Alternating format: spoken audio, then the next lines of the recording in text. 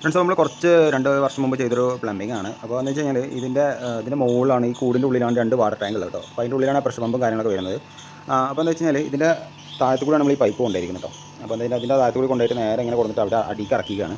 ഇവിടെ A C വെച്ച സമയത്ത് എ സിയുടെ ഓവർഫ്ലോ, അതായത് രണ്ടാമത് വെച്ച എ സിയാണ്, ഓവർഫ്ലോ എന്താ വെച്ച് കഴിഞ്ഞാൽ വിട്ട് അതിൻ്റെ ഇതിൽ കൂടി ഇങ്ങനെ വെള്ളം ഒലിച്ച് വരുമായിരുന്നു. അപ്പോൾ നമ്മളൊരു ചെറിയൊരു ഐഡിയ, നമുക്ക് പിന്നെ വേറെ ഒന്നും ചെയ്യാൻ പറ്റില്ല. ഒന്നില്ലെങ്കിൽ ഇങ്ങനെ അടിച്ചു കൊടുത്താലും ഈ ടൈൽസിൻ്റെ മേലെ കൂടി കൊണ്ടുവരുമ്പോൾ ഭയങ്കര വൃത്തിയുടല്ലേ. അപ്പോൾ നമ്മൾ ഈ വാട്ടർ ടാങ്കിൻ്റെ ഓവർഫ്ലോ ഉണ്ടല്ലോ, ഇത് ഈ കാണുന്ന 1.25 ഇഞ്ച് പൈപ്പിൽ ടീ ഇട്ടിട്ട് 1.25 ടീ ഇട്ടിട്ട് ഒരു NRV വെച്ച് കൊടുത്തിട്ടുണ്ട്. NRV രണ്ടാമത് വെച്ചാണ്. ആദ്യം ഞങ്ങൾ NRV വെച്ചിട്ടുണ്ടായിരുന്നില്ല. കാരണം മോട്ടർ അടിച്ച വഴിക്ക് എന്ത് ചെയ്തു, കുറച്ച് സമയം ഓഫാക്കാൻ മറന്നു കഴിഞ്ഞാൽ വെള്ളം ഇതിൽ കൂടി റിട്ടേൺ കയറിയിട്ട് നേരെ അടിഭാഗത്തേക്ക് ഒലിച്ച് വരികയാണ്.